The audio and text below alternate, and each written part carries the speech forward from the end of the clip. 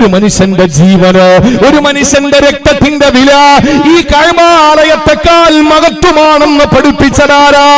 ലോകം കണ്ട ഏറ്റവും വലിയ മാനവിക മൂല്യങ്ങളെ മുറുകെ പിടിച്ച, ലോകത്തെ ഏറ്റവും വലിയ മാനവിക സന്ദേശങ്ങൾ ലോകത്തോട് വിളിച്ചു പറഞ്ഞ മാനവികതയുടെ ട്രാൻസ്ഫോർമർ നബി മുഹമ്മദ് മുസ്തഫ, മാനവികതയുടെ ഏറ്റവും വലിയ അംബാസഡർ നബി മുഹമ്മദ് മുസ്തഫ സല്ലല്ലാഹു അലൈഹി വസല്ലമ തങ്ങളാണ് പറഞ്ഞത്, ഈ ലോകം കണ്ട ഏറ്റവും വലിയ സൃഷ്ടിയായ, ഏറ്റവും ആദരിക്കപ്പെടുന്ന സൃഷ്ടിയായ മനുഷ്യ, ഒരു മനുഷ്യന്റെയും അഭിമാനത്തിന് വിലയിടല്ലേ, ഒരു മനുഷ്യന്റെയും അന്തസ്സിന് കോട്ടം തട്ടുന്ന ഒന്നും നമ്മൾ പറയല്ലേ, അവന്റെ രക്തത്തിന് നമ്മൾ വിലയിടല്ലേ, അവന്റെ അഭിമാനത്തിന് നമ്മളെ പിച്ച ചിന്തല്ലേ, അവന്റെ ശരീരത്തിൽ നിന്ന് ഒരു തുള്ളി ചോര പോലും നമ്മളെ കാരണം ഒഴുകരുത്.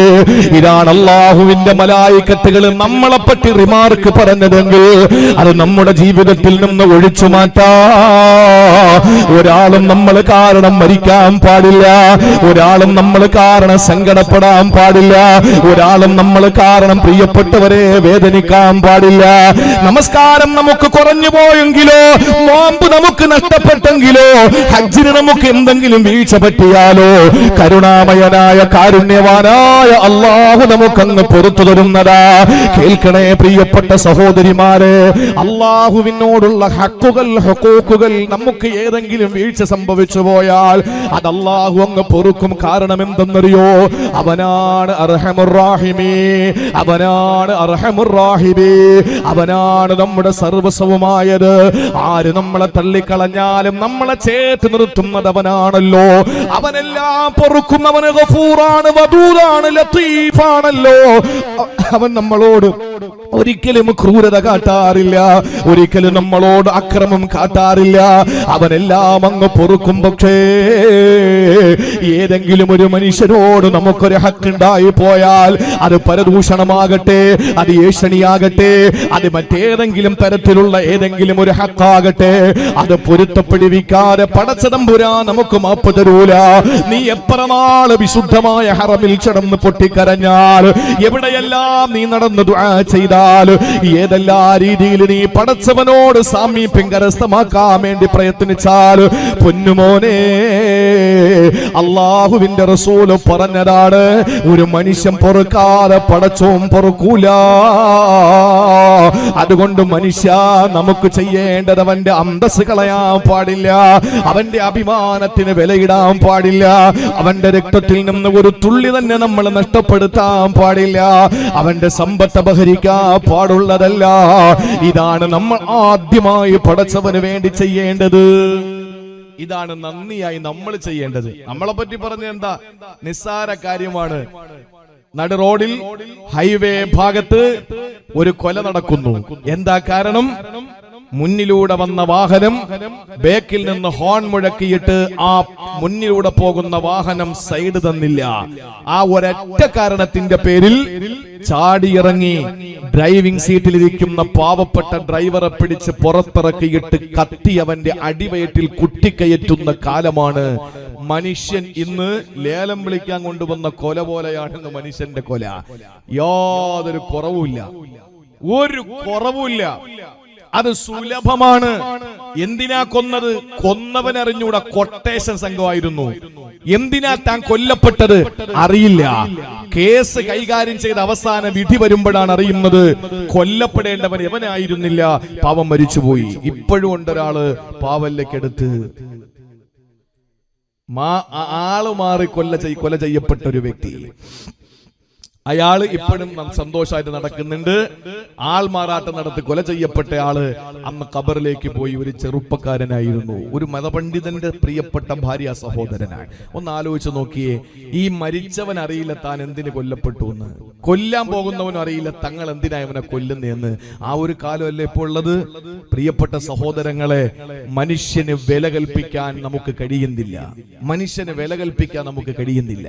ചില ഭാഗങ്ങൾ ഞാൻ ഇന്നലെ സൂചിപ്പിച്ചതിന്റെ പേരിൽ ഞാൻ ആ ഭാഗത്തേക്ക് കടക്കുന്നില്ല. തർക്കവും ലുൽമുമായിട്ട് ബന്ധപ്പെടുത്തിയൊക്കെ ഞാൻ ചില കാര്യങ്ങൾ ഇന്നലെ പറഞ്ഞല്ലോ, അതുകൊണ്ട് ഞാൻ ആ ഭാഗത്തേക്ക് കടക്കുന്നില്ല. ഒന്ന് നമ്മൾ മനസ്സിലാക്കുക, മലായിക്കത്തുകൾ നമ്മളെപ്പറ്റി എന്താ റിമാർക്ക് പറഞ്ഞത്, അത് നമ്മളങ്ങ് ഒഴിവാക്കുക. ഇസ്ഫാക്കും ഇഫ്സാദും, ആരും ഫസാദ് ഉണ്ടാക്കരുത്. അത് നമുക്ക് ഭയങ്കര സുഖമായിരിക്കും. നമുക്ക് ഭയങ്കര സുഖമായിരിക്കും. മഹാനായ ഇബ്രാഹിമിന് അദ്ദേഹം റളിയല്ലാഹു അൻഹുവിന്റെ അടുക്കൽ വന്നിട്ട് ഒരാൾ പറഞ്ഞു, നിങ്ങളെ പറ്റിയിട്ട് ഇന്ന ആള് പരദൂഷണം പറഞ്ഞു എന്ന് പറഞ്ഞു. ഇബ്രാഹിമിന് അദ്ദേഹം റഹ്മത്തുള്ളാഹി അലൈഹി എന്താ ചെയ്തെന്നറിയോ? ഒരു വലിയ കാർട്ടൂൺ എടുത്തിട്ട് ആ കാർട്ടൂൺ നിറച്ച് മുന്തിയ ഈത്തപ്പഴം പാക്ക് ചെയ്ത് അതിന്റെ മുകളിൽ ഒരു ചെറിയ കുറിപ്പും എഴുതി വെച്ചു. നാളെ ആഖിറത്തിൽ എനിക്ക് കുറെ അമലുകൾ നീ തന്നു എന്നറിയാൻ കഴിഞ്ഞു, പക്ഷെ അവിടെ വരുമ്പോ എനിക്ക് തിരികെ തരാൻ ഒന്നുമില്ലാത്തത് കൊണ്ട് ഞാൻ ഇവിടെ വെച്ച് നിനക്ക് ഒരു വലിയ സമ്മാനം തരികയാണെന്ന് പറഞ്ഞിട്ട് ഒരു മനുഷ്യൻ പറഞ്ഞു, എനിക്ക് ആരെങ്കിലും എന്തെങ്കിലും പറയാൻ തോന്നുമ്പോ, ആരെ പറ്റിയിട്ടെങ്കിലും റീബത്ത് പറയണമെന്ന് തോന്നുമ്പോ ഞാൻ എന്റെ ഉമ്മായെ പറ്റി അങ്ങ് പറയാൻ തുടങ്ങും. ആളുകളടുത്തൊക്കെ എന്റെ ഉമ്മായും ബാപ്പായും പറ്റി ഞാൻ അങ്ങ് പറയും. ന്യായമായ ഒരു സംശയം ചോദിച്ചു, നിന്റെ ഉമ്മ എന്ത് തെറ്റാ ചെയ്തത്? നിന്നെ പെറ്റൂന്ന് തെറ്റല്ലാതെ വേറെ ഒന്നും ചെയ്തില്ലല്ലോ. അപ്പോഴാണ് ആ മനുഷ്യൻ പറഞ്ഞത്, ഞാൻ ചെയ്ത സൽക്കർമ്മങ്ങൾ മുഴുവനും അള്ളാഹു ഞാൻ കാരണം വിഷമിച്ച ആളുകൾക്ക് കൊടുക്കുമെങ്കിലേ ഞാൻ എന്തിന് വെളിയിൽ കൊടുക്കണ? ഇരിക്കുന്ന ഉമ്മച്ചിക്ക് എന്നെ ഇരിക്കട്ടെ. എന്റെ നിസ്കാരവും നോമ്പും ഒക്കെ എടുത്ത് മറ്റുള്ളവർക്ക് വീതിച്ചു കൊടുക്കുമല്ലോ നാളെ ആഖിറത്തില്. ഞാൻ ആരെ ചീത്ത പറഞ്ഞോ അവൻ എന്റെ നിസ്കാരം എടുത്തു കൊടുക്കും. ഞാൻ ആരെ പരദൂഷണം പറഞ്ഞോ അവൻ എന്റെ നോമ്പെടുത്തു കൊടുക്കും. ഞാൻ ആരെ കുറ്റം പറഞ്ഞോ അവൻ എന്റെ സദക്ക എടുത്തു കൊടുക്കും. അവസാനം ഞാനൊരു പാപ്പരായി മാറുമെന്ന് നബി മുഹമ്മദ് മുസ്തഫ. അവനാണ് മുഫ്ലിസ് എന്ന് ഹബീബായ നബി മുഹമ്മദ് മുസ്തഫ. അപ്പൊ എനിക്ക് ഒന്നുമില്ലാതെ ആഖിറത്തിൽ ഞാൻ നട്ടം തിരിയേണ്ട അവസ്ഥ വന്നാലും കൊടുക്കുന്നെങ്കിൽ എന്റെ അമലുകൾ മൊത്തം വെളിയിൽ പോണ്ട, സ്വന്തം കുടുംബത്തിൽ തന്നെ കിടക്കട്ടെ എന്ന് പറഞ്ഞ ആ മഹാൻ. ചിലർക്ക് JCBയുടെ പല്ല് വെച്ച് മാന്തി കൊടുത്താലും കടി മാറൂല. ആരെങ്കിലും എന്തെങ്കിലും പറഞ്ഞുകൊണ്ടിരിക്കണം. അതൊരു സുഖമാണ്. എന്ത് സുഖമാണെന്നറിയ ഒരാളെ പറ്റി പറയുമ്പോ, തന്നെ പോലെ വികാരം, തന്നെ പോലെ വിചാരം, തന്നെ പോലെ കുടുംബം. ഇപ്പോ ഒരു ചെറുപ്പക്കാരൻ വെറുതെ ജയിലിൽ കിടക്കാൻ, റിമാൻഡിലാണ്, ഒരു കാര്യമില്ല. അപ്പൊ നമ്മുടെ ജീവിതത്തിൽ നമ്മൾ ചെയ്യുന്ന എന്താ? നമുക്കൊരു സുഖമാണ്, ഇതൊക്കെ ഒരു ഹാപ്പിയാ. ഒരാൾ എന്തെങ്കിലും വിഷമിക്കുന്നുണ്ട്, നമുക്ക് വലിയ സന്തോഷമാണ്. നമ്മളിൽ നിന്നാണ് ആ ഫിത്ന പുറപ്പെട്ടതെങ്കിൽ ഏതെല്ലാം നീ ദുആ ചെയ്താലും, ഏതെല്ലാം മസ്ജിദുൽ ഹറമിന്റെ ദുആ ഹിജാബത്തുള്ള സ്ഥലത്ത് നിന്ന് നീ പൊട്ടിക്കരഞ്ഞാലും, എവിടെയൊക്കെ നീ അല്ലാഹുവിനോട് കൈനീട്ടി യാചിച്ച് പൊട്ടിക്കരഞ്ഞാലും, പൊന്നുമോനെ അവന് പുറത്തു തരുന്നത് വരെ അല്ലാഹു എന്ന ഗഫൂർ റഹീമായ പടച്ചതമ്പുരാൻ നിനക്ക് പുറത്തു തരുമെന്നുള്ള ഒരു പ്രതീക്ഷയും നിനക്ക് വേണ്ട. അല്ലാഹ് പൊറുക്കൂല. അതുകൊണ്ട് ഇഫ്സാദും ഇസ്ഫാഖും ഒഴിവാക്കുക. ഞാൻ വിശദീകരിക്കുന്നില്ല, സമയമില്ലാത്തത് കൊണ്ടാണ്. നമുക്കറിയാലോ, ഗുജറാത്ത് കലാപത്തിന്റെ ഏകദേശമുള്ള പ്രതികളെ ഇന്ന് കോടതി വെറുതെ വിട്ടിരിക്കുകയാണ്. ഗുജറാത്ത് കലാപം നടന്നപ്പോൾ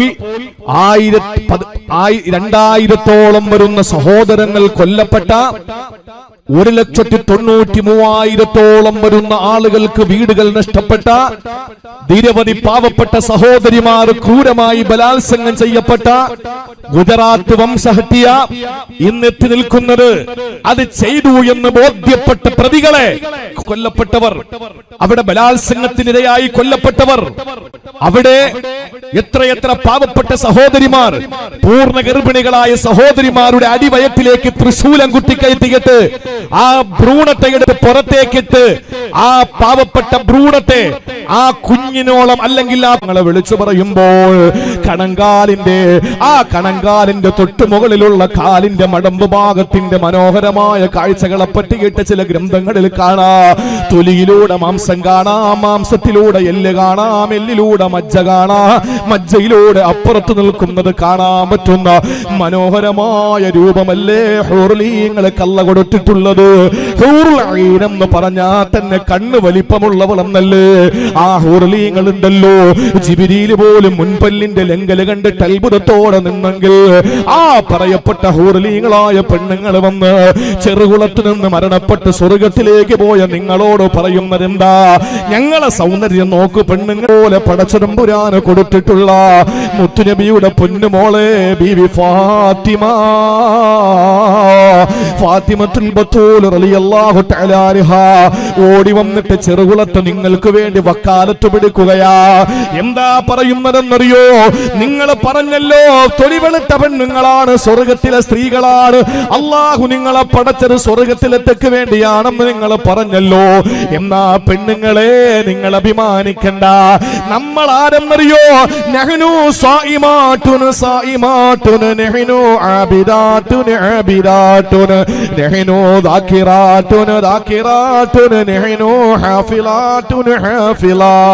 ഞങ്ങൾ അല്ലാഹുവിന് വേണ്ടി ഞങ്ങളുടെ ചരിത്രത്തെ സംരക്ഷിച്ചവരാ.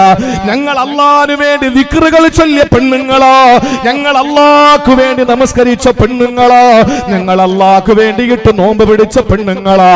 ആ ഭാഗ്യഹൂർലിങ്ങളെ നിങ്ങൾക്ക് കിട്ടിയില്ലല്ലോ. അതുകൊണ്ട് നിങ്ങൾ തൊലിവെളുപ്പിന്റെ പേരിൽ അഭിമാനിക്കേണ്ട പെണ്ണുങ്ങളെ എന്ന് പറയാ. മുത്തുനബിയുടെ മൂത്രവിസർജനമില്ല, ആണില്ല, പെണ്ണില്ല.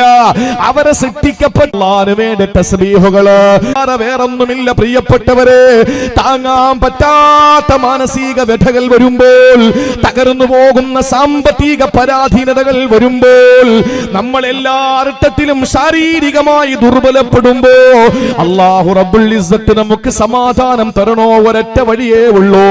അത് ദുർമന്ത്രവാദികളുടെ മുമ്പിൽ പോയിട്ട് നമ്മൾ ഇസ്ലാമിനെ പണയം വെക്കലല്ല, ആദർശത്തെ പണയം വെക്കലല്ല.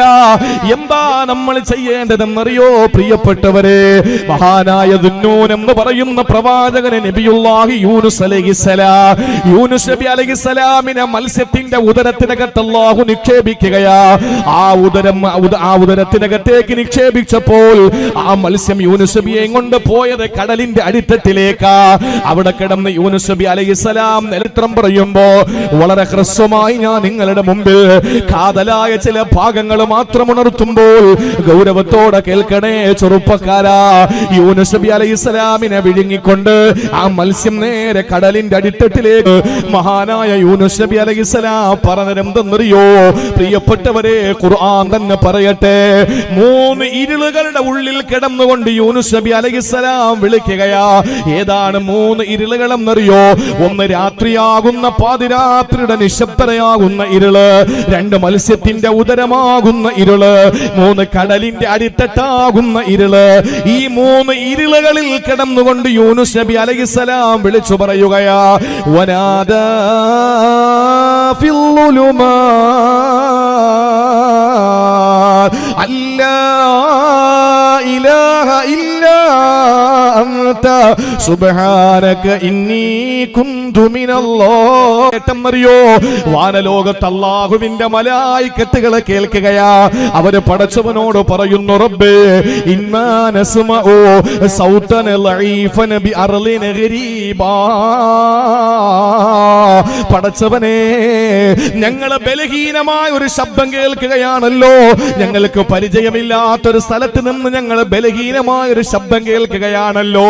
ആ സമയത്ത് മലായികത്തുകൾ അല്ലാഹുവിന്റെ പ്രവാചകൻ യൂനുസ് നബിയോട് മലായികത്തുകളോട് അല്ലാഹു പറഞ്ഞതെന്തെന്നറിയോ? ഇതെന്റെ യൂനുസ് കിടന്ന് തസ്ബീഹ് ചെല്ലുന്ന ശബ്ദമാ, എന്റെ യൂനുസ് ചെല്ലുന്ന തസ്ബീഹാണ്. മലായികത്തുകൾ കേട്ടത് കടലിന്റെ അടിത്തട്ടിൽ യൂനുസ് നബിയുടെ ശബ്ദമാണ്. ആ സമയത്ത് അല്ലാഹുവിന്റെ മലായികത്തുകളോട് അല്ലാഹു പറയുകയാണ്, അല്ലാഹുവിന്റെ മലായികത്തുകളോട് അല്ലാഹു അഭിമാനത്തോടെ പറയുകയാണ്, എന്റെ യൂനുസ് ചൊല്ലിയ ശബ്ദമാണ്, തസ്ബീഹിന്റെ ശബ്ദമാണ് നിങ്ങളെ കേട്ടത്. ആ സമയത്ത് മലക്കുകൾ അത്ഭുതപ്പെട്ടു പോയി. അവര് ചോദിക്കുന്നു, റബ്ബേ ഏത് യൂനുസിന്റെ കാര്യമാ പറയുന്നത്? എല്ലാ ദിവസവും നിനക്ക് വേണ്ടി തസ്ബീഹ് ചൊല്ലുന്ന യൂനുസോ, നിനക്ക് വേണ്ടി ദിക്ർ ചൊല്ലുന്ന യൂനുസോ, അമൽ സാലിഹാത്തുകളെ ഞങ്ങളെ കൊണ്ടുതരുന്ന യൂനുസാണോ? അതെ, ആ യൂനുസ് തന്നെയാണ്. അല്ലാഹുവേ, യൂനുസ് നബിയെ രക്ഷപ്പെടുത്തണേ അല്ലാ. മലായികത്തുകളുടെ ശഫാഅത്തിലൂടെ അല്ലാഹു യൂനുസ് നബി അലൈഹിസ്സലാമിനെ രക്ഷപ്പെടുത്തുകയാ. ചിന്തിക്കണേ സഹോദരങ്ങളെ, അല്ലാഹുവിന്റെ പ്രവാചകൻ യൂനുസ് നബി അലൈഹിസ്സലാം തസ്ബീഹ് ചൊല്ലിയില്ലായിരുന്നെങ്കിൽ, യൂനുസ് നബി അലൈഹിസ്സലാം മത്സ്യത്തിന്റെ ഉദരത്തിനകത്ത് കിടന്ന് തസ്ബീഹ് ചൊല്ലിയില്ലായിരുന്നെങ്കിൽ, യൂനുസ് നബി അലൈഹിസ്സലാമിന്റെ ഖബർ നമ്മൾ കാണാൻ പോകാറുണ്ടല്ലോ. പക്ഷേ യൂനുസ് നബിയുടെ ഖബർ കാണാൻ പറ്റുമായിരുന്നില്ല. അല്ലാഹുവാ പറയുന്നത്, ഫലൗലാ അന്നഹു കാന മിനൽ മുസബ്ബിഹീൻ ലലബിസ ഫീ ബത്നിഹി ഇലാ യൗമി യുബ്അസൂൻ. ഉയർത്തെഴുന്നേൽപ്പിന്റെ നാൾ വരെ യൂനുസ് നബി അലൈഹിസ്സലാം മത്സ്യത്തിന്റെ ഉദരത്തിനകത്ത് കിടക്കേണ്ടി വന്നേനെ. യൂനുസ് നബി അലൈഹിസ്സലാമിന്റെ ഖബർ ആ ഖിയാമത്ത് നാൾ വരെ അല്ലാഹു മത്സ്യത്തിന്റെ ഉദരമാക്കി മാറ്റുമായിരുന്നെന്ന് വിശുദ്ധ ഖുർആൻ. എന്തുകൊണ്ടാ പ്രിയപ്പെട്ടവരെ? തസ്ബീഹ് ചൊല്ലിയപ്പോൾ അല്ലാഹു അത്ഭുതകരമായി രക്ഷപ്പെടുത്തി. നമ്മുടെ വിഷയം യൂനുസ് നബിയെ രക്ഷപ്പെടുത്തിയതല്ല. അല്ലാഹു എന്നിട്ടൊരു കാര്യം പറഞ്ഞു, എന്തെന്നറിയോ? വകദാലിക നുൻജിൽ മുഅ്മിനീൻ, ഇതുപോലെ സകല വിശ്വാസികളെയും ഞാൻ രക്ഷപ്പെടുത്തുന്നതാ. ഏത് സങ്കടക്കടലിൽ മുങ്ങിത്താണ് പോയാലും അല്ലാഹു നിങ്ങളെ രക്ഷപ്പെടുത്തുമെന്ന് അല്ലാഹുവിന്റെ വിശുദ്ധ ഖുർആൻ. അള്ളാഹുവിന്റെ വിശുദ്ധ ഖുർആൻ. ചിന്തിച്ചു നോക്കെന്റെ പ്രിയപ്പെട്ട സഹോദരങ്ങളെ, കടലിന്റെ അടിത്തട്ടിൽ യൂനുസ് നബി അലൈഹിസ്സലാം കേട്ടത് മത്സ്യങ്ങൾ തസ്ബീഹ് ചൊല്ലുന്ന, കളകളാരവം മുഴക്കി ഒഴുകുന്ന അരുവികളുടെയും ആ കടലിന്റെ അടിത്തട്ടിൽ ഊളിയിട്ട് നീങ്ങുന്ന പരൽ മത്സ്യങ്ങൾ പോലും അള്ളാഹുവിന് വേണ്ടി തസ്ബീഹ് ചൊല്ലുകയാ. ആ ചൊല്ലുന്ന തസ്ബീഹിന്റെ ശബ്ദം യൂനുസ് നബി കേട്ടു. എന്നിട്ട് യൂനുസ് നബി അലൈഹിസ്സലാം മത്സ്യങ്ങൾ ചൊല്ലിയല്ലോ, പിന്നെ ഞാൻ എന്തിന് ചെല്ലാതിരിക്കണം? തസ്ബീഹ് ചൊല്ലി. ആ തസ്ബീഹ് മലായിക്കത്തുകളെ കേട്ടു. മലായിക്കത്തുകളെ കേട്ടിട്ട് അള്ളാഹിനോട് ചോദിച്ചു, ഇതെന്താണ്? അള്ളാഹ് പറഞ്ഞു, ഇതെന്റെ യൂനുസിന്റെ ശബ്ദമാണ്.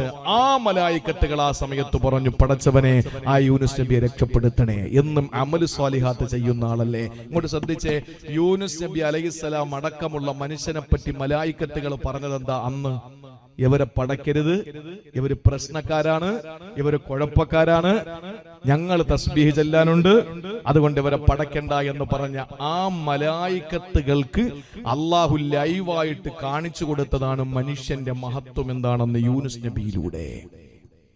അല്ലാതെ ഒരു പ്രവാചകൻ തെറ്റ് ചെയ്യുമെന്ന് നിങ്ങൾക്ക് തോന്നുന്നുണ്ടോ? ആദം നബി അലൈഹിസ്സലാം റബ്ബിനോട് തെറ്റ് ചെയ്തു എന്ന് പറഞ്ഞത് ഹസനാത്തുൽ അബ്റാരി സയ്യിആത്തുൽ മുഖറബീൻ എന്ന തത്വത്തിലാണ്. അല്ലാതെ ഒരിക്കലും ആദം നബി തെറ്റ് ചെയ്യൂല. ആദം നബി തെറ്റ് ചെയ്യില്ല.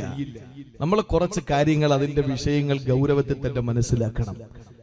എന്റെ പ്രിയമുള്ള സഹോദരങ്ങളെ, എന്തുകൊണ്ടാണ് യൂനുസ് നബി അലൈഹിസ്സലാമിനെ അല്ലാഹു തആല ഈ നിലയിൽ മത്സ്യത്തിനെ കൊണ്ട് വിഴുങ്ങാനും ആ മത്സ്യം കടലിന്റെ അടിത്തട്ടിൽ പോകാനും അത് കാരണമായി യൂനുസ് നബി അലൈഹിസ്സലാമിന്റെ ശബ്ദം മലായിക്കത്തുകളെ കേൾപ്പിക്കാനും ആ മലായിക്കത്തുകളെ കൊണ്ട് തന്നെ പറയിപ്പിച്ചു, അവര് മോശമല്ല, അല്ലാഹ് നീ അവരെ രക്ഷപ്പെടുത്തണമെന്ന് പറയിപ്പിച്ചു. ഇനി നിങ്ങൾക്കറിയണോ, ഇത് ഒരു യൂനുസ് നബിയുടെ കാര്യമാണെന്നിരിക്കട്ടെ, ചെറുകുളത്തുള്ള നമ്മളെയൊക്കെ പറ്റിയാണല്ലോ മലായിക്കത്തുകൾ പറഞ്ഞ് നമ്മൾ കുഴപ്പക്കാരാണ്. കുഴപ്പക്കാരല്ല എന്ന് തെളിയിച്ചു കൊടുക്കാൻ നമുക്കൊരവസരമുണ്ട്. എപ്പോഴാണെന്നറിയോ? ഒരുപാട് അവസരമുണ്ട്. അതിൽ 3 അവസരങ്ങൾ ഞാൻ പറയാം. 3 അല്ല, ഒത്തിരി അവസരമുണ്ട്. അതും പറഞ്ഞാൽ അങ്ങനെ അങ്ങോട്ട് പോകും. 1-2 ഞാൻ ചെറുതായിട്ടൊന്ന് സൂചിപ്പിക്കാം. ലൈലത്തുൽ ഖദർ എന്ന് പറയുന്ന ഒരു രാത്രിയുണ്ട്. അതെന്നാ? 27 രാവാ? 27 രാവ്. അന്ന് ചോറ് വയ്ക്കുന്ന ദിവസമാണ്. 27 രാവല്ല, അതൊരു അഭിപ്രായം മാത്രമല്ലേ ഉള്ളൂ. 27 രാവെന്ന് പറഞ്ഞാൽ അന്നത്തെ പുകയ്ക്ക് 2 പുക ഉണ്ടാവും, വെളുത്ത പുകയും കറുത്ത പുകയും. വെളുത്ത പുക സാധാരണ കാണുന്ന കഞ്ഞിയുടെ പുകയും, കറുത്ത പുക എന്ന് പറഞ്ഞാൽ ചോറ് വയ്ക്കുന്ന പുകയും. അങ്ങനെ നോക്കിയിട്ടാണ് ചിലർ പള്ളിയിൽ കയറുന്നത് അല്ലേ. അത് ഇന്ന് തുടങ്ങിയതല്ല, ഇന്ന് തുടങ്ങിയതല്ല ആ കാര്യം. ഇശാ നമസ്കാരത്തിന് വരാത്തവരെ പറ്റി അള്ളാന്റെ റസൂൽ സല്ലല്ലാഹു അലൈഹി വസല്ലം പറഞ്ഞൊരു വാക്കുണ്ട്. എന്താണെന്നറിയോ? ഈ ആളുകൾക്ക് ഇറച്ചിയുടെ കാലിന്റെ ഒരു തൊടയുടെ ഒരു ഭാഗമെങ്ങാനും ഇറച്ചി കൊടുത്താൽ അവർ പള്ളിയിൽ വരുമായിരുന്നു എന്ന് നബി മുഹമ്മദ് മുസ്തഫ. അതൊക്കെ പറഞ്ഞിട്ടുണ്ട്. പക്ഷേ നമ്മളെ സംബന്ധിച്ചിടത്തോളം ലൈലത്തുൽ ഖദർ എന്ന് പറയുന്നത് റമളാനിലാണെന്നും അത് അവസാനത്തെ 10-ലാണെന്നും അത് ഒറ്റയായ രാവിലാണെന്നും ഒക്കെ അഭിപ്രായമുണ്ട്. പക്ഷേ ഈ ഒറ്റയായ രാവിലെ ഏത് രാവാണെന്ന് നമുക്ക് തിരിച്ചറിയാൻ കഴിയില്ല. നമ്മൾ 27 രാവിന്റെ അന്ന് കൈമടക്കൊക്കെ കൊടുത്ത് നമ്മൾ മുസാഫാത്ത് ചെയ്ത് പിണക്കൊക്കെ മാറ്റി എല്ലാം റാഹത്തായി നേരെ നമ്മൾ ചെന്ന് കിടന്നാൽ നോമ്പ് 27ന്റെ പകലിന്, പിന്നെ 28ന്റെ പകല്, 29ന്റെ രാത്രിയും പകലും ഒക്കെ നമ്മൾ ഷോപ്പിങ്ങിലാണ്. അപ്പോഴാണ് 29ന് ചിലപ്പോൾ ലൈലത്തുൽ ഖദർ ഉണ്ടാവുക. അത് നമുക്കറിയാൻ പറ്റൂല. അതുകൊണ്ട് രാവുകളൊന്നും നഷ്ടപ്പെടുത്തരുത്. പെരുന്നാളിന്റെ ഡ്രസ്സൊക്കെ നേരത്തെ എടുത്തു വെച്ചോളണം. പെരുന്നാളിന്റെ ഡ്രസ്സൊക്കെ എടുത്തു കൊടുക്കണം. ഭർത്താക്കന്മാർ അങ്ങനെ ഒലഞ്ഞെളിഞ്ഞെന്ന് നടക്കൊന്നും വേണ്ട. ഭാര്യമാർക്ക് വർഷത്തിൽ 2 തവണ ഡ്രസ്സ് എടുത്തു കൊടുക്കണമെന്നാണ് ശരീഅത്തിന്റെ നിയമം. 2 തവണ. നീ പാടിയൊന്നും ഉണ്ടാക്കണ്ട. അടിയൊന്നും ഉണ്ടാക്കണ്ട. എന്റെ പ്രിയമുള്ള സഹോദരങ്ങളെ, ലൈലത്തുൽ ഖദ്റിൽ അല്ലാഹുവിന്റെ മാലാഖമാർ അല്ലാഹു തആല ഇറക്കും. അന്ന് ആകാശലോകത്ത് ഒരു മലക്കുണ്ടാവൂല. കാരണം എന്താണ്? അല്ലാഹ് പറഞ്ഞത് എന്താ? തനസ്സലുൽ മലായിക, അല്ലാഹുവിന്റെ മലായികത്തുകൾ ഇറങ്ങി വരുന്നതാ. വറൂഹു, മുന്നിൽ നിന്ന് നയിക്കുന്നത് റൂഹുൽ അമീൻ മലക്ക് ജിബ്രീൽ അലൈഹിസ്സലാമയാണ്. ആ മലക്ക് ജിബ്രീലിന്റെ നേതൃത്വത്തിലതാ മലായികത്തുകൾ മുഴുവനും ചെറുകുളത്തെ പള്ളിയിലാ. ഏതുവരെ? ഹത്താ മത്ലഇൽ ഫജ്രി. അല്ലാഹുവിന്റെ വിശുദ്ധ ഖുർആൻ സൂറത്തുൽ ഖദ്റിലൂടെ അല്ലാഹ് പറയുകയാ, സുബഹിന്റെ ബാങ്ക് കേൾക്കുന്നത് വരെ മലായികത്തുകൾ പള്ളിയിലാ. സുബഹിയുടെ ബാങ്ക് കേട്ടാൽ മലായികത്തുകൾ കയറി പോകുമല്ലോ. സഹോദരങ്ങളെ, ലൈലത്തുൽ ഖദ്റിന്റെ പ്രത്യേകത എന്താണെന്നറിയോ? അല്ലാഹുവിന്റെ മാലാഖമാർ ആകാശലോകത്ത് നിന്ന് ഭൂമിയിലേക്ക് വരുമെന്ന, പിന്നെ ആകാശത്തെ ഹമലത്തുൽ അർശിന്റെ മലക്കുകളല്ലാതെ വേറെയില്ല. ആ നിലയിൽ മുഴുവൻ മലായികത്തുകളും ഭൂമിയിലേക്ക് കടന്നു വരുമ്പോൾ അവരെ എന്തിനാണ് അല്ലാഹു ഇറക്കുന്നതെന്നറിയോ? പ്രിയപ്പെട്ടവരെ, ഇറക്കിയിട്ടവരെ പ്രഭാതമായി പടച്ചവനിലേക്ക് മടങ്ങി ചെല്ലുമ്പോ അല്ലാഹ് ചോദിക്കുന്നൊരു ചോദ്യമുണ്ട്, നിങ്ങൾ എന്താ കണ്ടത്? ആ സമയത്ത് മലായികത്തുകൾ മറുപടി പറയുന്നത് എന്തെന്നറിയോ? പടച്ചവനെ, ഞങ്ങൾ ചെല്ലുമ്പോൾ ചെറുകുളം പള്ളി പകലാണോ രാത്രിയാണോ എന്ന് ഞങ്ങൾക്കറിയാൻ പറ്റുന്നില്ല. അവിടെ പ്രകാശമാണ്, അവിടെ വെളിച്ചമാണ്. അവർ ഖുർആൻ ഓതുന്നവരുണ്ട്, ദിക്ർ ചൊല്ലുന്നവരുണ്ട്, തസ്ബീഹ് ചൊല്ലുന്നവരുണ്ട്. പലരും നമസ്കാരത്തിലാണ്, പലരും അവിടെ സ്വലാത്തിലാണ്, പലരും ദിക്റിലാണ്. ചെറുകുളം പള്ളിയിൽ സ്വലാത്ത് നടക്കാറുണ്ടല്ലോ പ്രിയപ്പെട്ടവരെ, ആളുകൾ കടന്നു വരാറുണ്ടല്ലോ. എന്നാൽ ഇവിടെ സ്വലാത്തും ദിക്റുകളും മജ്ലിസുകളും നടക്കുമ്പോ പരിശുദ്ധമായ ലൈലത്തുൽ ഖദ്റിൽ അല്ലാഹുവിന്റെ റസൂലിന്റെ അല്ലാഹുവിന്റെ മലായികത്തുകൾ ഇറങ്ങി വരുന്ന രാവ്, ആ രാവിലെ അവരെ കടന്നു വന്ന് ഈ പരിശുദ്ധമായ പള്ളിയിൽ നടക്കുന്ന ഇബാദത്തുകളെ കണ്ടിട്ട് മടങ്ങി പോകുമ്പോ അല്ലാഹുവിനോട് പറയുന്നതാണ്, വീടുകൾ പടച്ചവനെ സ്ത്രീകളെ ഹയാത്താക്കിയിരിക്കുകയാ. അവര് ഉറങ്ങുന്നില്ല, അവര് വിശുദ്ധ ഖുർആൻ ഓതുകയാണ്, അവര് ദിക്റിലാണ്, സ്വലാത്തിലാണ്, അവര് തസ്ബീഹിലാണ്, തഹ്ലീലിലാണ്, തംജീദിലാണ്, തക്ബീറിലാണ്. ഈ സമയത്ത് അല്ലാഹുവിന്റെ മലായികത്തുകളോട് അല്ലാഹ് ചോദിക്കുമത്രേ, അന്ന് ഞാൻ പറഞ്ഞില്ലേ നിങ്ങൾക്കറിയാത്തത് എനിക്കറിയാമെന്ന്? ഇവരെ പറ്റിയാണോ നിങ്ങൾ കുഴപ്പക്കാരെന്ന് പറഞ്ഞത്? ഇവരെ പറ്റിയാണോ നിങ്ങളെ പ്രശ്നക്കാരെന്ന് പറഞ്ഞത്? അങ്ങനെ റമളാൻ അങ്ങ് തീരുമ്പോ പരിശുദ്ധമായ പെരുന്നാളിന്റെ ദിവസം വരുമല്ലോ. അന്ന് പുത്തനുടുപ്പ് ധരിച്ച് അപ്പർപോഷയിട്ട് കുളിച്ച് സുറുമയെഴുതി സന്തോഷത്തോടെ പൊന്നുമക്കളുടെ കയ്യിൽ പിടിച്ചുകൊണ്ട് നേരെ കടന്നു വരുമല്ലോ. അല്ലാഹു അക്ബർ, അല്ലാഹു അക്ബർ, ലാ ഇലാഹ ഇല്ലല്ലാഹു, അല്ലാഹു അക്ബർ, അല്ലാഹു അക്ബർ വലില്ലാഹിൽ ഹംദ്. ആ പരിശുദ്ധമായ തക്ബീറിന്റെ മനോഹരമായ മന്ത്രോച്ചാരണവുമായി പരിശുദ്ധമായ പെരുന്നാളിനെ കടന്നു വരുമ്പോ അല്ലാഹു മലായികത്തുകളെ വിളിച്ചിട്ട് പറയുമത്ര, ഇന്നല്ലാഹ യുബാഹി ബിഹിമുൽ മലായിക. മലായികത്തുകളെ വിളിച്ചിട്ട് അല്ലാഹു പറയുമത്രേ, കണ്ടോ കണ്ടോ, അവർക്ക് ഞാൻ കൂലി കൊടുത്തിട്ടില്ല. അവരെനിക്ക് വേണ്ടി പ്രഭാതം മുതൽ പ്രദോഷം വരെ പട്ടിണി കിടന്നവരാ. അവരെനിക്ക് വേണ്ടി കിട്ട് വികാര വിചാരങ്ങൾ മാറ്റിവെച്ചവരാ. എനിക്ക് വേണ്ടിയിട്ട് തൊണ്ട പൊട്ടുന്നത് വരെ അവർ നോമ്പ് പിടിച്ചവരാ. ചുണ്ട് വരണ്ടുണങ്ങുന്നവരെ അവർ നോമ്പ് പിടിച്ചവരാ. അവര് രാത്രികാലങ്ങളിൽ നിന്ന് നിസ്കരിച്ചവരാ. അവസാനം അവരുടെ സമ്പത്തിൽ നിന്ന് ഒരു വിഹിതം അവര് സക്കാത്ത് കൊടുത്തവരാ. എന്നിട്ട് അവര് ഫിത്ർ സക്കാത്ത് കൊടുത്തവരാ. എന്നിട്ട് അവര് വരുന്നത് കണ്ടോ, എന്റെ കൂലി വാങ്ങാൻ വേണ്ടി കിട്ടും. പെരുന്നാളിനാണ് കൂലി കിട്ടുക, പെരുന്നാളിനാണ് കൂലി കിട്ടുക. ആ കൂലി വാങ്ങാൻ വരുമ്പോ അല്ലാഹുവിന്റെ മലായികത്തുകളോട് അഭിമാനം പറയുന്നു. അല്ലാഹു കുറെ മലായികത്തുകളെ സൃഷ്ടിച്ചിട്ടുണ്ട്. അവരുടെ ഡ്യൂട്ടി എന്തെന്നറിയോ? അവര് വെറുതെ ഇങ്ങനെ നടക്കണം, വേറെ ഡ്യൂട്ടി ഒന്നുമില്ല. ഭൂമിയിൽ അവരെ വെറുതെ ഇങ്ങനെ നടന്നു പോകണം, അത്ര തന്നെ അവരുടെ ഡ്യൂട്ടി. എന്നിട്ട് പോകുമ്പോൾ എവിടെയെങ്കിലും വഴന്ന് നടക്കുന്നെങ്കിൽ അവിടെ കയറിയിരിക്കണം. എവിടെയെങ്കിലും വഴന്നുണ്ടെങ്കിൽ അവിടെ കയറിയിരിക്കണം. ദിക്ർ മജ്ലിസ് ഉണ്ടെങ്കിൽ അവിടെ കയറിയിരിക്കണം. ഏതെങ്കിലും അള്ളാഹുവിനെ പറ്റി പറയുന്ന ഒരു സംഘം ഉണ്ടെങ്കിൽ ഗീബത്ത് പറയാൻ പാടില്ല. അവിടെ ഗീബത്ത് പറയാൻ പാടില്ല. സംഘടനാ ചർച്ചകളല്ല ചെയ്യേണ്ടത്. അപ്പുറത്തുള്ളവനെ കുറ്റം പറഞ്ഞ് ഇപ്പുറത്തുള്ളവനെ കരിവാരി തേച്ച് ഇവിടെ നിന്ന് അങ്ങോട്ട് LCD വെച്ച് അവിടെ നിന്ന് ഇങ്ങോട്ട് വീഡിയോ പ്രദർശിപ്പിച്ച് സമ്മർദ്ദത്തി നടത്തിയെടുത്തിട്ട് അങ്ങോട്ട് കൊഞ്ഞനം കുറ്റി, അവൻ ഇങ്ങോട്ട് കൊഞ്ഞനം കുറ്റി, ഇവനെ മൈക്കെടുത്ത് അവിടെ എറിഞ്ഞ് അവിടുത്തെ പീടെടുത്ത് ഇങ്ങോട്ട് എറിഞ്ഞ്, അത് ശരിയാവൂല. ഇതൊന്നും ഇല്ലാതെ അള്ളാഹുവിനെ പറ്റി അഷ്റഫുൽ ഖൽഖിനെ പറ്റി പറയുന്ന മനോഹരമായ ദീനിന്റെ മജ്ലിസിലേക്ക് ആ മലായിക്കത്തുകൾ കയറിയിരിക്കും. എന്നിട്ട് അവർ അഭിമാന പുളകിതരാകും. എവരെ പറ്റിയാണോ ഞങ്ങളാന്ന് കുറ്റം പറഞ്ഞതെന്ന്. ഇത് കാണിച്ചു കൊടുക്കാൻ അള്ളാഹുവിന്റെ സമീപനമാണ്. ഇത് കാണിച്ചു കൊടുക്കാൻ വേണ്ടി അല്ലാഹു തആല ഇടപെടലുകൾ നടത്തുകയാണ്. അതുകൊണ്ട് പ്രിയപ്പെട്ടവരെ, നമുക്ക് ചെയ്യാൻ പറ്റുന്നത് എന്താ? തസ്ബീഹ് നമ്മൾ ഏറ്റെടുക്കുക. ഏത് സമയത്തും നമുക്ക് ഉണ്ടാകണം. അള്ളാഹുവിന്റെ റസൂൽ സല്ലല്ലാഹു അലൈഹി വസല്ലം തങ്ങൾ പറഞ്ഞല്ലോ, ഇതാ നബി തങ്ങളുടെ സഹാബത്ത് പറഞ്ഞതാണ്, ഇതാ സഇദിന കബ്ബർന ഇതാ നസൽന സബ്ബഹന. ഞങ്ങൾ വാഹനത്തിൽ പോകുമ്പോ കയറ്റം കയറുമ്പോ പറയും അല്ലാഹു അക്ബർ, അല്ലാഹു അക്ബർ, അല്ലാഹു അക്ബർ. ഇതാ നസൽന സബ്ബഹന. ഇറക്കിറങ്ങുമ്പോ പറയേണ്ടത് സുബ്ഹാനല്ലാഹ്, സുബ്ഹാനല്ലാഹ്, സുബ്ഹാനല്ലാഹ്. കയറ്റം കയറുമ്പോ നമ്മൾ പറയേണ്ടത് അല്ലാഹു അക്ബർ, അല്ലാഹു അക്ബർ എന്ന് പറയണം. ജീവിതത്തിൽ ഇഷ്ടം പോലെ തസ്ബീഹുകൾ, അതിനൊന്നും പറ്റി പറയാൻ നമുക്ക് സമയമില്ല. ജീവിതത്തിൽ ഒരുപാട് തസ്ബീഹുകൾ നമുക്ക് കിട്ടുന്ന അവസരങ്ങൾ ഒരു വിശ്വാസി സംബന്ധിച്ചിടത്തോളം ഏത് ഘട്ടത്തിലും എപ്പോഴും അവന് തസ്ബീഹ് ചെല്ലാനുള്ള അവസരമുണ്ട്. അള്ളാഹു നമുക്കത് പൂർത്തീകരിക്കാനുള്ള ഭാഗ്യം തരട്ടെ. അള്ളാഹു പൂർത്തീകരിക്കാനുള്ള ഭാഗ്യം തരട്ടെ.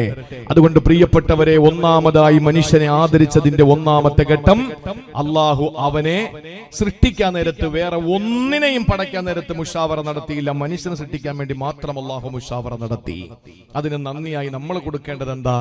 പ്രിയപ്പെട്ട സഹോദരങ്ങളെ, ഇസ്ഫാക്കും ഇഫ്സാദും, പരസ്പരം തമ്മിലടിയും പിണക്കവും തർക്കവും അതുപോലെ തന്നെ കുഴപ്പമുണ്ടാക്കലും ഇതൊക്കെ അങ്ങോട്ട് അവസാനിപ്പിച്ചിട്ട് നമ്മൾ പരസ്പരം തസ്ബീഹിനെ പ്രേരിപ്പിച്ച് സ്വന്തമായി തസ്ബീഹുകൾ അധികരിപ്പിക്കുന്ന അല്ലാഹു തൗഫീഖ് തരട്ടെ. ഇനി എന്താണെന്നറിയോ? ശ്രദ്ധിച്ചോ, അല്ലാഹു മനുഷ്യനെ ആദരിച്ചതിന്റെ രണ്ടാമത്തെ ഘട്ടം ഏതാണ്?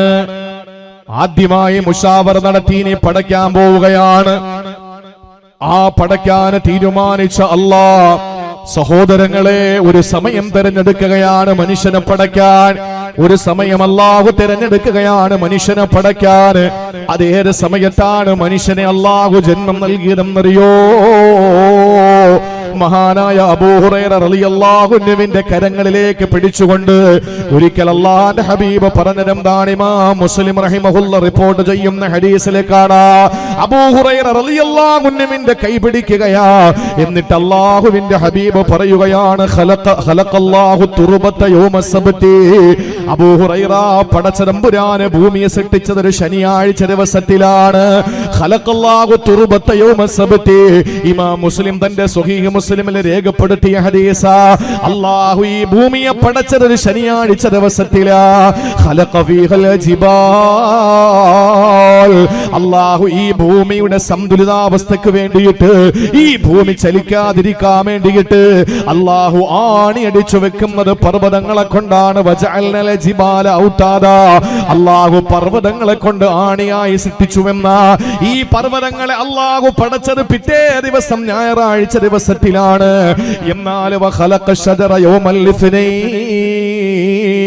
ഈ ഭൂമിയിലും മണ്ണൊലിച്ചു പോകാതിരിക്കാൻ വൃക്ഷങ്ങളെ അല്ലാഹു നട്ടുപിടിപ്പിച്ചത് എന്നറിയോ? അത് തിങ്കളാഴ്ച ദിവസത്തിലാണ്. എന്നിട്ട് അല്ലാഹുവിന്റെ റസൂൽ പറയുകയാണ്, വഖലഖൽ മക്റൂഹ യൗമ സലാസാ. മനുഷ്യന് വെറുക്കുന്ന ഏത് കാര്യങ്ങളുണ്ടോ അതിനെയെല്ലാം അല്ലാഹു സൃഷ്ടിച്ചത് ഒരു ചൊവ്വാഴ്ച ദിവസത്തിലാ. ലോകം വെറുക്കുന്ന ഏതെല്ലാം വസ്തുക്കളുണ്ടോ, അത് മദ്യമാകട്ടെ, കഞ്ചാവാകട്ടെ, ലഹരിയാകട്ടെ, ഇതിനെയെല്ലാം അല്ലാഹു ജന്മം നൽകിയത് ഒരു ചൊവ്വാഴ്ച ദിവസത്തിലാണ്. എന്നിട്ടോ വഖലഖന്നൂറ യൗമൽ അർബിആ. ബുധനാഴ്ച ദിവസത്തിലാണ് അല്ലാഹു പ്രകാശത്തെ സൃഷ്ടിച്ചത്. അതുകൊണ്ട് തന്നെയാണ് ബുധനാഴ്ച പ്രകാശത്തെ സൃഷ്ടിച്ചത് കൊണ്ട് തന്നെയാണ് അഷ്റഫുൽ ഖൽഖ് പറഞ്ഞല്ലോ, ബുധനാഴ്ച തുടങ്ങുന്ന ഒന്നും അതിന്റെ പരിസമാപ്തിയിലെത്താതെ പാതിവഴിയിൽ മുടങ്ങി പോകൂലത്രേ. ദർസുകളിലെ കിതാബുകൾ ആരംഭിക്കുന്നത് ബുധനാഴ്ചയാ. കോളേജുകളിൽ ഇസ്ലാമിക സർവകലാശാലകളിലെ കിതാബ് ആരംഭിക്കുന്നത് ബുധനാഴ്ചയാണ്. എന്തുകൊണ്ടെന്നറിയോ? ബുധനാഴ്ച തുടങ്ങുന്നതൊന്നും അത് പാതിവഴിയിൽ മുറിഞ്ഞു പോകൂല. അതുകൊണ്ട് കേൾക്കുന്ന ഏതെങ്കിലും കച്ചവടക്കാര് കച്ചവടം തുടങ്ങാൻ ഉദ്ദേശിക്കുന്നുണ്ടോ? ഏതെങ്കിലും പ്രിയപ്പെട്ടവർ എന്തെങ്കിലും പുതിയ സംരംഭങ്ങൾ തുടങ്ങാൻ ഉദ്ദേശിക്കുന്നുണ്ടോ? അതിന് പറ്റിയ ദിവസം ഏതാണ്? ബുധനാഴ്ചയാണ്. എന്തുകൊണ്ടെന്നറിയോ?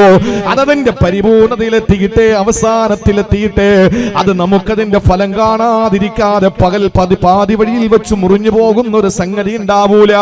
പ്രകാശത്തെ അല്ലാഹു പടച്ചത് ബുധനാഴ്ച ദിവസത്തിലാണ്. എന്നിട്ട് റസൂലുള്ള പറയുന്നു വഖലഖ ഫീഹ ദവാബ്, ഈ ഭൂമിയിൽ ആവശ്യമായ മനുഷ്യനാവശ്യമായ മൃഗങ്ങളെ, പക്ഷി പറവാദികളെയും അതുപോലെ തന്നെ മൃഗങ്ങളെയും ഇഴജന്തുക്കളെയും അല്ലാഹു പടച്ചതൊരു വ്യാഴാഴ്ച ദിവസത്തിലാണ്. ഇതെല്ലാം അല്ലാഹു സൃഷ്ടിച്ചു. എന്നിട്ട് മനുഷ്യനെ സൃഷ്ടിക്കാൻ പടച്ചതമ്പുരാനെ തെരഞ്ഞെടുത്ത ദിവസമേതെന്നറിയോ? ശനിയാഴ്ച ഭൂമിയെ പടച്ച അല്ലാ, ഞായറാഴ്ച പർവ്വതത്തെ പടച്ച അല്ലാ, തിങ്കളാഴ്ച പ്രിയപ്പെട്ടവരെ വൃക്ഷങ്ങളെ പടച്ച അല്ലാ, ചൊവ്വാഴ്ച വെറുക്കപ്പെട്ടതിനെ പടച്ച അല്ലാ, ബുധനാഴ്ച പ്രകാശത്തെ പടച്ച അല്ലാ, വ്യാഴാഴ്ച പക്ഷികളെയും മൃഗങ്ങളെയും ഇഴജന്തുക്കളെയും പടച്ച അല്ലാ മനുഷ്യനെ സൃഷ്ടിക്കാൻ തീരുമാനിച്ചു. എപ്പോഴെന്നറിയോ? വഖലഖ ആദമ ബഅദൽ അസ്രി മിൻ യൗമിൽ ജുമുഅ, സയ്യിദുൽ അയ്യാം എന്നറിയപ്പെടുന്ന ജുമുഅ ദിവസത്തിലാണ് മനുഷ്യനെ അല്ലാഹു പടച്ചത്. സഹോദരങ്ങളെ, മനുഷ്യനെ ആദരിച്ചു എന്നല്ലാഹു പറയുമ്പോ അവനെ സൃഷ്ടിക്കാൻ തിരഞ്ഞെടുത്ത സമയത്തിൽ പോലും അല്ലാഹു ആദരവ് കാണിച്ചില്ലേ? അതുകൊണ്ട് നന്ദിയായി നമുക്കെന്താ വേണ്ടത്? നമ്മുടെ നല്ല സമയങ്ങൾ തിരിച്ചല്ലാന് കൊടുത്തൂടെ? അല്ലാഹുവിന് വേണ്ടി നമ്മുടെ സമയങ്ങളെ കൊടുക്കണ്ടേ? ചെറുപ്പക്കാരനോട് ഞാൻ അടിവരയിട്ട് പറയുകയാ, സഹോദരങ്ങളെ, നല്ല സമയമാണ് യുവത്വത്തിന്റെ സമയമെന്ന് പറയുന്നത്. അതുകൊണ്ട് യുവത്വ സമയം നമ്മൾ കൊടുക്കേണ്ടത് പടച്ചവനാണ്. അതുകൊണ്ടാണ് അഷ്റഫുൽ ഖൽഖ് പറഞ്ഞത്, ഒരു മനുഷ്യൻ അല്ലാഹുവിന്റെ മാർഗത്തിലാണ് വളർന്നു വന്നത് യുവത്വ കാലഘട്ടത്തിലെങ്കിൽ അവൻ അർശിന്റെ തണല് നാളെ അല്ലാഹു കൊടുക്കുമെന്ന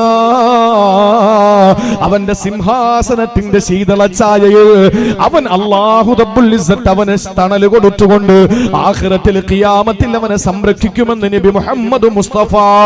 അതുകൊണ്ട് പ്രിയപ്പെട്ട ചെറുപ്പക്കാരാ, ദീനീ ബോധത്തോടെ മതബോധത്തോടെ യുവത്വ സമയങ്ങളെ പടച്ചവന് വേണ്ടി മാറ്റിവെക്കാൻ നമുക്ക് കഴിയണേ. യുവതികളോട് പറയുകയാണ്, അല്ലാഹുവിന് വേണ്ടി നല്ല സമയമാണ് നമ്മൾ കൊടുക്കേണ്ടത്. ഒരു രണാങ്കണത്തിൽ യുദ്ധത്തിന്റെ സന്ദർഭത്തിൽ ഹബീബായ നബി തങ്ങളുടെ നേരെ ഒരു അമ്പ് പാഞ്ഞു വരികയാണ്.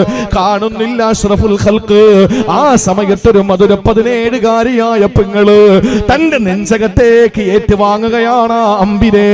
എന്റെ ഹബീബിന്റെ തിരുശരീരത്ത് കൊള്ളാൻ ഞാൻ അനുവദിക്കൂല. ഇത് പറഞ്ഞിട്ട് സ്വന്തം നെഞ്ചകത്തേക്ക് ഏറ്റുവാങ്ങുകയാണ് അമ്പിനെ. പ്രിയപ്പെട്ടവരെ, യുവത്വം അല്ലാഹുവിന് വേണ്ടി മാറ്റിവെക്കേണ്ടതാ. വിശുദ്ധമായ ഖുർആനില് അല്ലാഹു പറഞ്ഞിട്ടുള്ള സിദ്ധത്തിന്റെ പ്രായം യുവത്വത്തിന്റെ പ്രായമാണ്. അത് 18 വയസ്സ് മുതൽ 40 വയസ്സ് വരെയാണ്. കാരണം ഇബ്രാഹിം നബി അലൈഹിസ്സലാമിനെ ഫലമ്മാ ബലഗ അശുദ്ധഹു എന്ന് പറഞ്ഞ പ്രായം 40. അതുകൊണ്ട് 40 മുതൽ 18 മുതൽ 40 വരെയാണ് യുവത്വം എന്ന് പറയുന്നത്.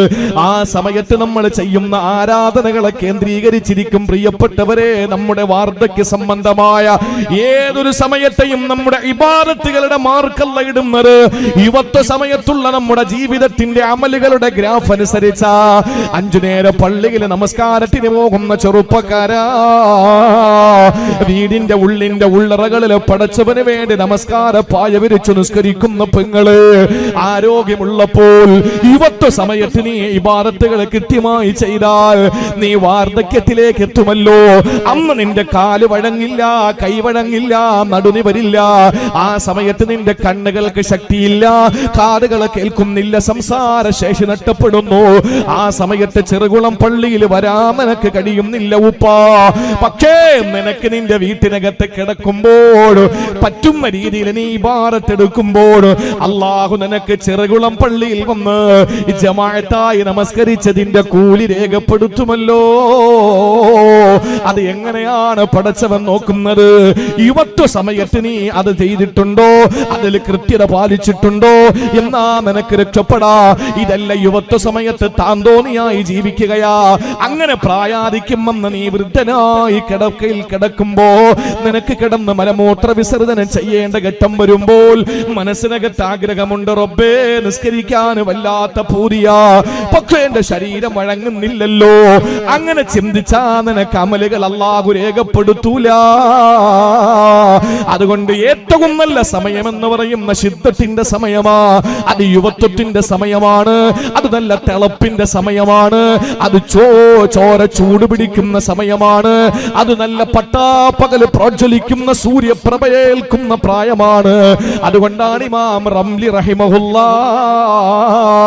ഒരു പരിശുദ്ധമായ ഫഖീഹായ പരിശുദ്ധമായ ഫിഖ്ഹിന്റെ കർമ്മശാസ്ത്ര ഗ്രന്ഥങ്ങളുടെ മഹാനായ ഇമാം റംലി റഹിമഹുല്ലാഹ് അദ്ദേഹം ഒരു മനുഷ്യന്റെ ആയുസ്സിനെ 5 നേരത്തെ നമസ്കാരവുമായിട്ട് കമ്പയർ ചെയ്യുകയാണ്.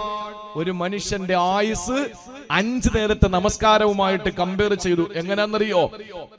ചുരുക്കി പറയാം, സുബഹി എങ്ങനെ അള്ളാഹു 5 നേരത്തെ നിസ്കാരം നമുക്ക് തന്നത് നമ്മുടെ ജീവിത ജനനം മുതൽ ആഖിറം വരെ സൂചിപ്പിക്കുകയാണ്. ഇമാം റംലി റളിയല്ലാഹുവിന്റെ വാക്കാണ്, എന്റെ വാക്കല്ല. ഒരു മനുഷ്യൻ ജനിക്കുന്നത് ഉദയം, അവന്റെ ഉമ്മയുടെ ഉദരത്തിൽ നിന്ന് അവൻ ഉദയം ചെയ്തു, അവൻ പുറത്തേക്ക് വന്നു.